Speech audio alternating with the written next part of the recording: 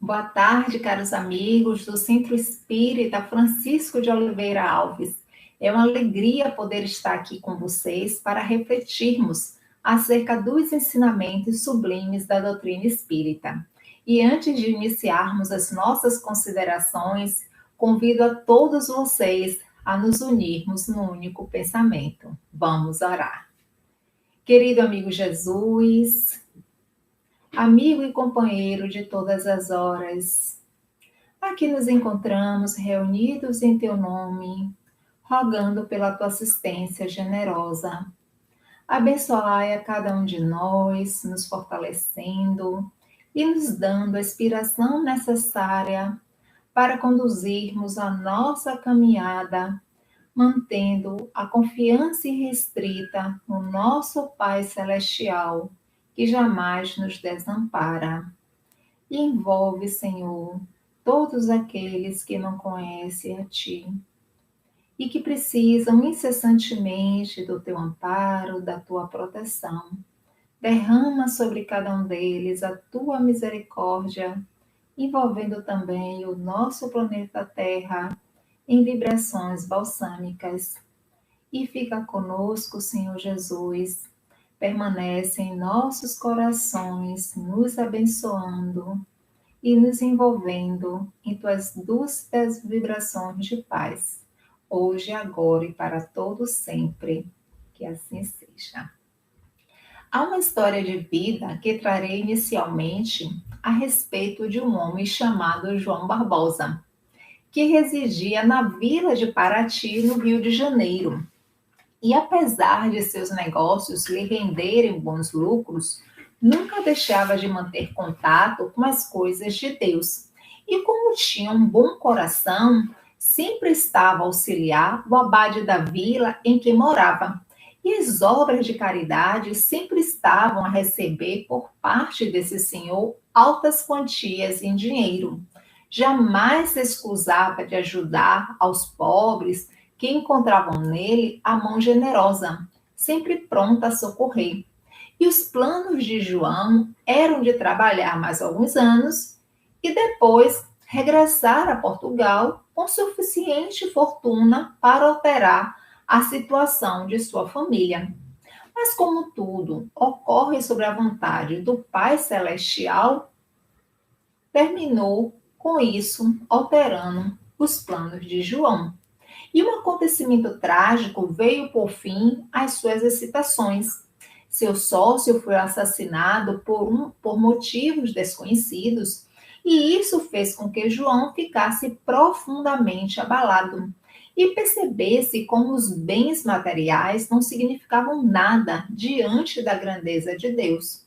E com isso, o trabalho espiritual que exercia em Paraty foi mudando suas percepções e foi sentindo cada vez mais o convite à vida religiosa. E à época, em 1704, muitas ordens religiosas já estavam estabelecidas no Brasil.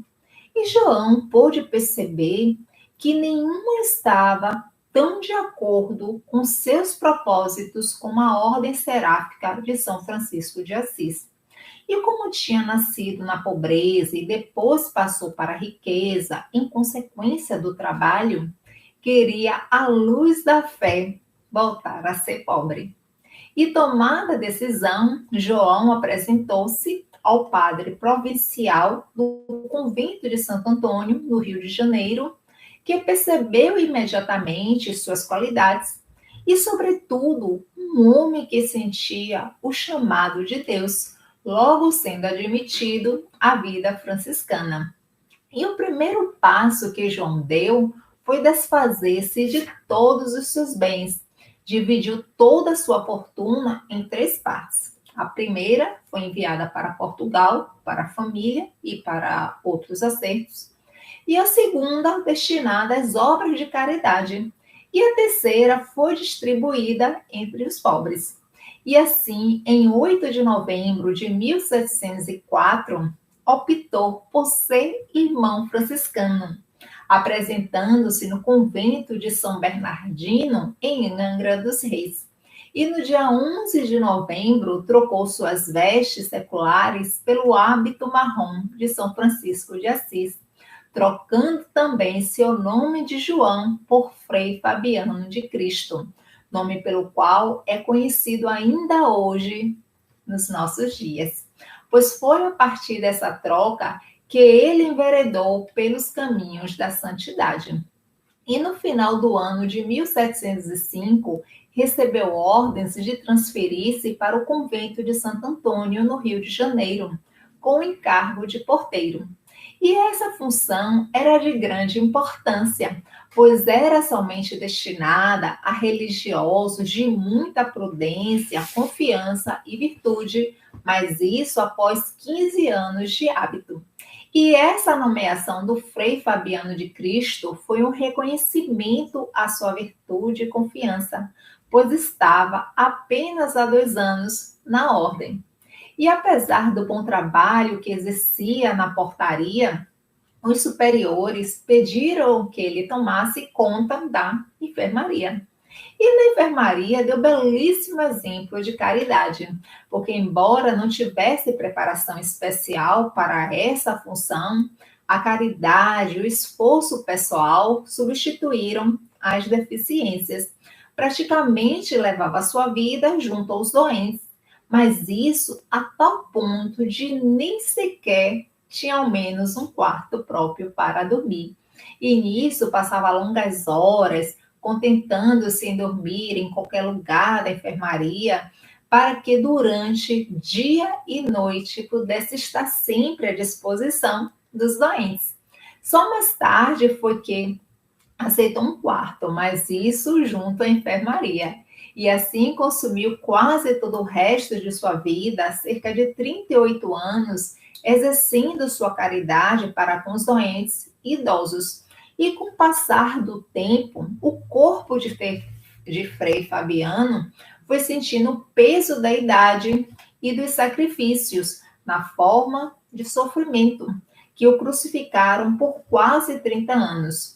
Então, a causa inicial desses sofrimentos foi uma erisipela crônica localizada de forma acentuada na perna esquerda, que mais tarde se transformou numa horrível chaga. E para aumentar esses sofrimentos nas pernas, apareceu-lhe também um quiste em um dos joelhos, atribuído por alguns ao tempo excessivo que o Frei Fabiano permanecia ajoelhado nas suas longas horas de oração. Jamais se ouviu por parte do Frei Fabiano a mínima revolta ou queixa.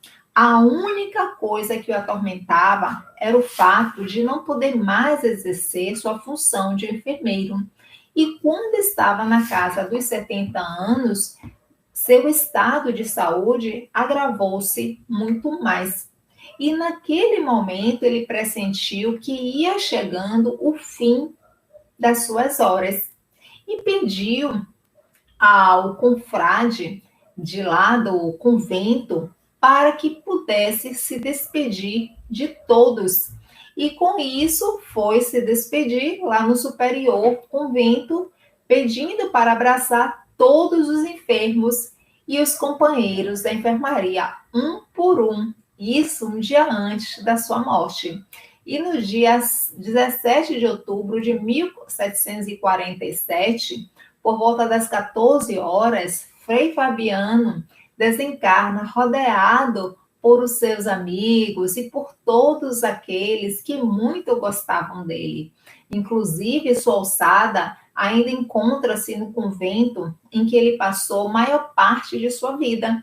E não são poucos os que ali vão para pedir a cura de suas enfermidades e graças para o Frei Fabiano de Cristo.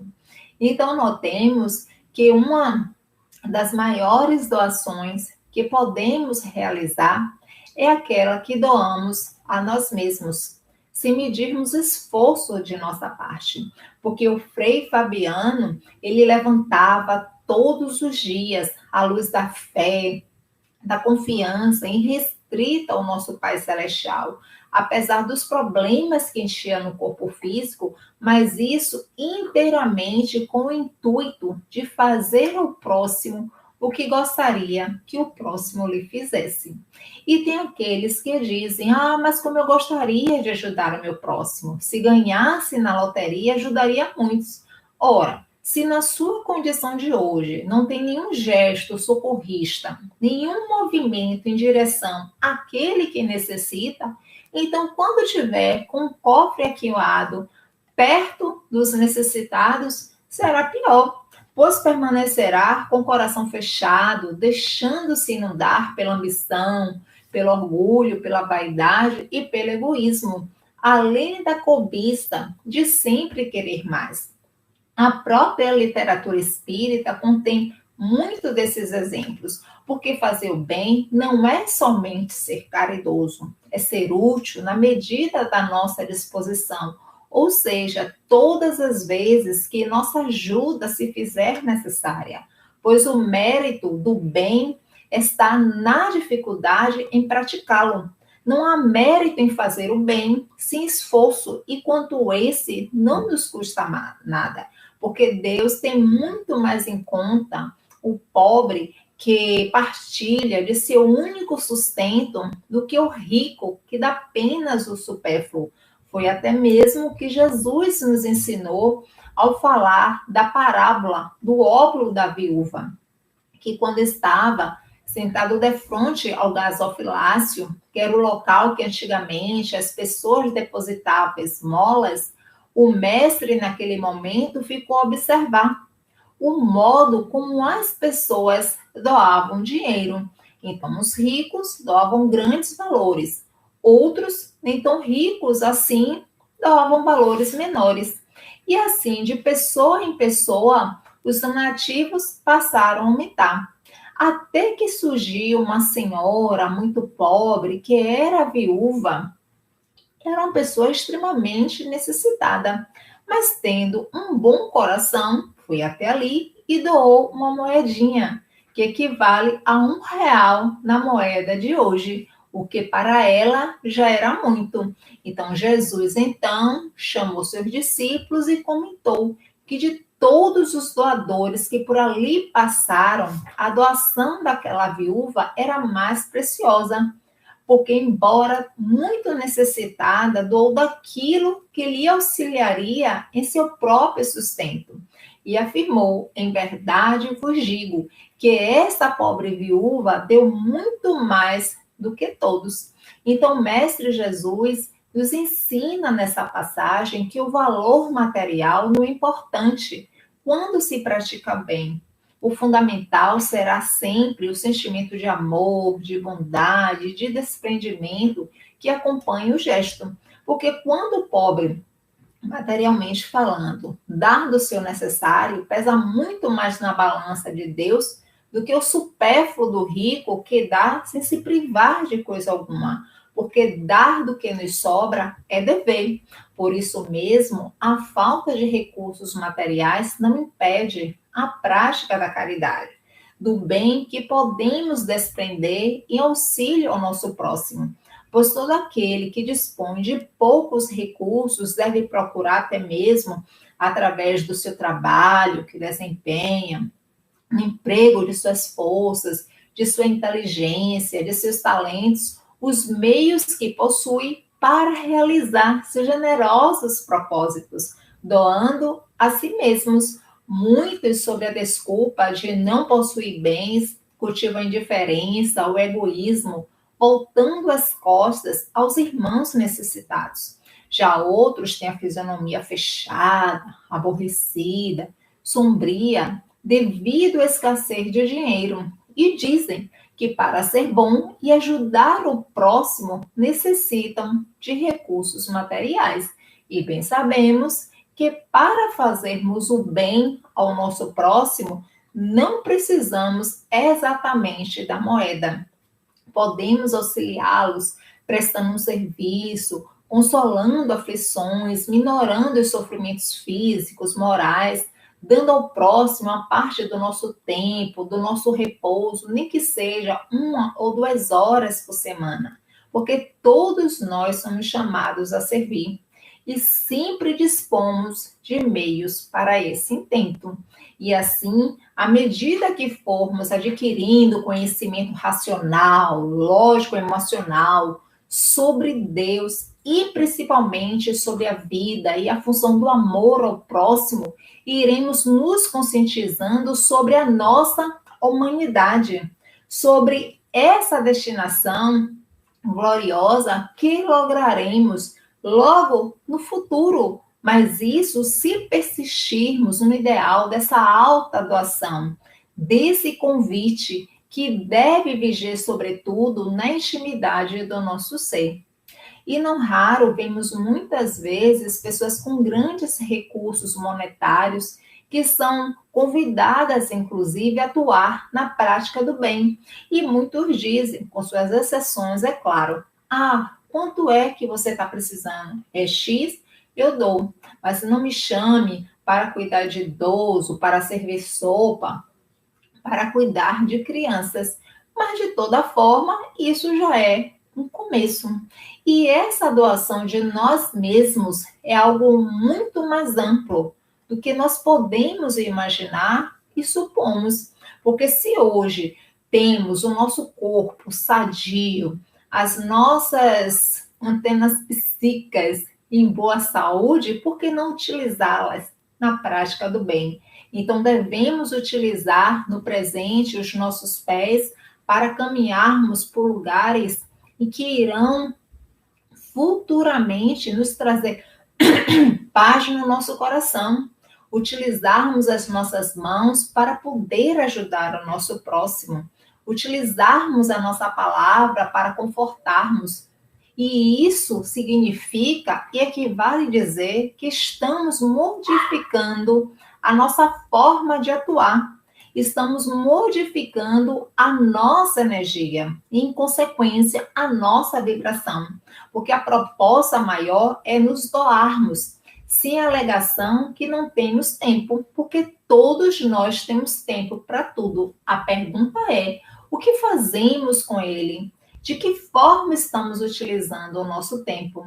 Então, é necessário olhar e ver o outro como uma extensão de nós mesmos, porque até mesmo com um sorriso afável, uma palavra, estaremos a aquecer o coração de um doente, varrer sua solidão, renovar suas esperanças, e isso se chama afabilidade e doçura. E afabilidade e doçura é também doação de nós mesmos. Quando nos deparamos com alguém agressivo ou rebelde e ofertamos paciência, isso equivale a dizer que estamos a ofertar o nosso equilíbrio emocional. Então, quando alguém nos magoa e perdoamos, estamos exercendo uma das maiores caridades, que é a caridade mais esquecida entre todos, que é a caridade moral, porque estamos doando o nosso entendimento. Então, todos nós podemos oferecer auxílio, entusiasmo, gentileza e encorajamento. Não tem importância se não temos bolsa de ouro, mas podemos oferecer consolação, entusiasmo, gentileza, encorajamento ao nosso próximo, como também estender a mão ao necessitado de outra forma, mesmo muitas vezes também sendo necessitados. Porque as doações materiais, elas são breves, perduram por pouco tempo. Mas imaginemos, se aquele pobre tiver naquele dia alimento na sua mesa, será um dia menos de fome. Então, ela é necessária. Mas as doações de natureza moral e espiritual, elas são eternas. A própria natureza o tempo todo nos doa. Somente o ingrato é que não consegue perceber como somos agraciados o tempo todo por Deus.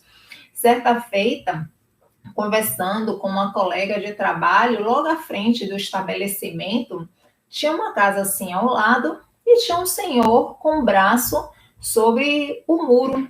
Então, de repente, aquele senhor saiu correndo e eu observei porque ele tinha dado aquele repente. E nisso ele encontrou um amigo que vinha descendo ladeira abaixo, cheio de sacos na mão, e foi lá, segurou os sacos e o acompanhou até a casa que ficava próxima da dele. E voltou para o seu muro e ficou lá com os braços para cima a observar a rua. E não demorou muito, esse senhor que ele tinha ajudado saiu da sua casa com um saquinho com algo dentro. Deu para ele e ele agradeceu e entrou naturalmente para mostrar o que tinha ganho. E eu fiquei a observar como a vida o tempo todo nos ensina. Basta que procuremos observar, que abrirmos os nossos ouvidos para escutarmos aquilo que a vida nos convoca.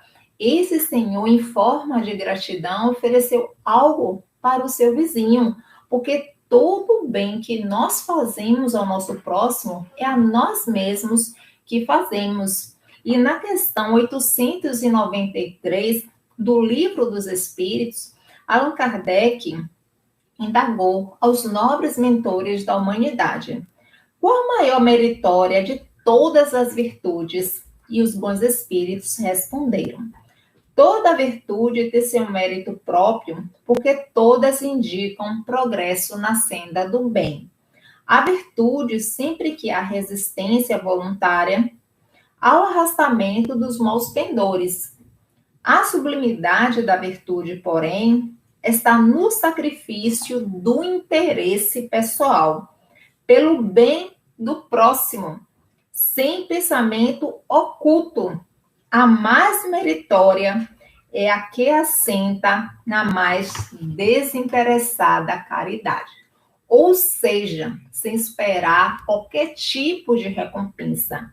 E notemos que o Frei Fabiano de Cristo, esse grande exemplo, era uma pessoa extremamente virtuosa, totalmente desprendida das coisas materiais, deu tudo que tinha apenas para servir e nos deixou esse sublime exemplo de amor, de desprendimento, de autoação.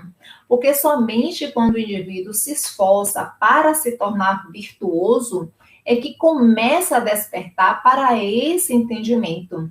E uma vez portador de virtudes, é que passa a deixar de lado as paixões, os vícios, os maus hábitos e enveredar pelo esforço pessoal e contínuo de buscar fazer ao seu próximo o que gostaria que o próximo lhe fizesse. Porque se bem observarmos, notaremos claramente como vivemos num mundo ainda de pessoas necessitadas, precisando uma das outras. Em toda parte que nos encontramos pessoas desprovidas, precisando que nos doemos, que possamos ofertar socorro e compaixão, porque somente quando abrimos os nossos olhos e ouvidos é que conseguimos perceber o desespero e a dor do outro. Porque se a dor do outro não incomoda, isso é que vale dizer que a indiferença está reinando. Porque a virtude, no mais alto grau, não deixa de ser o conjunto de todas as qualidades essenciais que constitui o homem de bem. Chico Xavier, certa feita, como nós bem sabemos, era um homem bastante caridoso. E além da sopa tradicional que distribuía na casa espírita de que participava, ele tinha também o hábito de realizar várias visitas às famílias necessitadas, mas isso sem horário definido, fazendo sempre, muitas vezes, no período da noite. E Chico, em Pedro Leopoldo, costumava fazer as visitas juntamente com sua irmã Luísa e mais duas outras pessoas muito pobres da sua comunidade. Visitava, inclusive, as pessoas que ficavam embaixo de uma velha ponte, uma estrada abandonada. E à medida que eles aumentavam a frequência das visitas, os necessitados se avolumavam cada vez mais. E Chico mal conseguia alimentos suficientes para todo aquele grupo, porque as doações eram custeadas com seus próprios salários. O esposo de Luísa, que era fiscal da prefeitura, recolhia inclusive na xepa, nas feiras livres, legumes e outros alimentos e que eram doados para distribuir anonimamente nos sábados à noite aos necessitados de lá da ponte, quando eles iam fazer a visita. Só que um dia, um pequeno grupo não tinha absolutamente nada para doar e decidiram não irem, porque aquelas pessoas estavam com fome e nada teriam para oferecer. E não adiantava simplesmente ir lá levar a palavra, porque eles não iriam escutar. E eles mesmos estavam vivendo com extremas dificuldades. Foi então quando o doutor Bezerra de Menezes apareceu para Chico e sugeriu que colocasse algumas garrafas com água que seriam magnetizadas para serem distribuídas.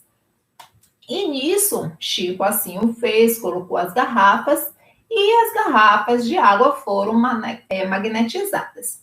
Então, o líquido, naquele momento, ele adquiriu um suave perfume. Então, Chico pegou os vasilhames e, com um grupo dos amigos, após a reunião convencional do sábado, dirigiram-se à ponte. Quando lá chegaram, encontraram mais ou menos umas 200 pessoas, entre crianças, adultos, enfermos em geral, pessoas com graves problemas espirituais e inúmeros necessitados. E um dos necessitados gritou: lá vem o Chico. E Chico, muito constrangido e angustiado, começou a explicar o ocorrido, porque apesar de não ter nada para oferecer, Dr. Bezerra sugeriu que magnetizasse a água e levasse para aquelas pessoas que lá estariam o esperando. E Chico disse: meus irmãos, hoje não tenho nada para oferecer para vocês. E narrou as dificuldades. As pessoas ficaram logo ofendidas, tomando atitudes de desrespeito, e Chico começou a chorar. E nesse momento, uma das assistidas ficou chateada com aquela situação e levantou-se e disse: alto lá, este homem e essas mulheres sempre vinham aqui nos ajudar e hoje que eles não têm nada para nos dar, vamos nós lhe dar alguma coisa, vamos dar a nossa alegria, vamos cantar, vamos agradecer. E justamente nesse momento apareceu um caminhão carregado de mantimentos e o motorista procurava por Chico Xavier. E quando Chico atendeu o motorista, esse lhe perguntou se ele se lembrava de um certo doutor fulano de tal. E Chico disse que se recordava sim. E lembrou-se que esse senhor tinha uma boa posição financeira, que era um morador de São Paulo, e que um ano antes ele esteve lá em Pedro Leopoldo e contou o drama que estava vivendo, porque seu filho tinha desencarnado e o desespero atormentava o casal, que não conseguia se conformar com a desencarnação do filho. E durante a reunião, esse jovem é conduzido pelo Dr. Bezerra de Menezes, que escreveu uma consoladora mensagem aos pais. E depois eles ficaram com isso muito agradecidos a Chico e garantiram que haveria de retribuir aquela ajuda. Foi quando o motorista lhe narrou o que tinha acontecido e disse: eu estou trazendo esse caminhão de alimentos mandado pelo doutor fulano de tal, que me deu o endereço do centro onde deveria entregar a carga, mas como eu tive problema no caminho, na estrada, me atrasei. E quando cheguei lá, estava tudo fechado. Olhei para os lados e apareceu um senhor de idade com barbas brancas e perguntou o que eu desejava. E eu disse que estava procurando Chico Xavier. E ele me falou que estava debaixo de uma ponte caída, que se eu fosse lá, eu encontraria o grupo. Esse homem insistiu ainda para que ele dissesse para o senhor que foi ele que me orientou. E Chico indagou: e qual é o seu nome? E o homem respondeu: Bezerra de Menezes. Suas amigas ficaram espantadas, mas Chico limitou-se apenas a dizer: é um velho amigo. E no livro Espírito e Vida, ditado pelo espírito Joana de Ângeles, através da psicografia do médium Divaldo Pereira Franco, a nobre mentora espiritual, logo no início do capítulo, que tem como título Autodoação, nos esclarece: aprende a doar-te, se desejas atingir a prática legítima do Evangelho. Por isso mesmo, meus irmãos, uma vez almejando a nossa melhora íntima, devemos procurarmos cada vez mais prestarmos auxílio mútuo, não só da ajuda material, mas especialmente dos pensamentos de bondade e simpatia que podemos sempre dirigir ao nosso próximo. A ninguém nesse mundo podemos dizer que podemos viver sem a colaboração do nosso próximo. Doar-se e doar o nosso auxílio, por menor que seja, é cooperarmos com Deus. O nosso próximo, ele nos necessita, assim como nós necessitamos dele. Porque quando ofertamos algo, por menor que seja, a nós mesmos enriquecemos, porque passamos a vivenciar o amor e ganhamos paz espiritual.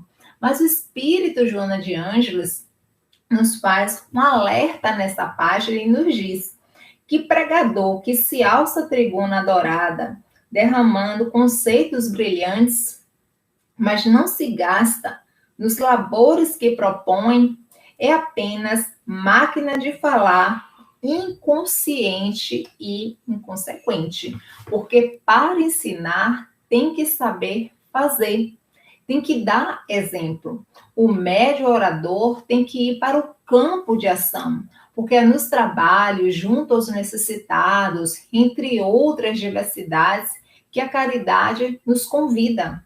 É que se coloca em prática aquilo que se diz saber.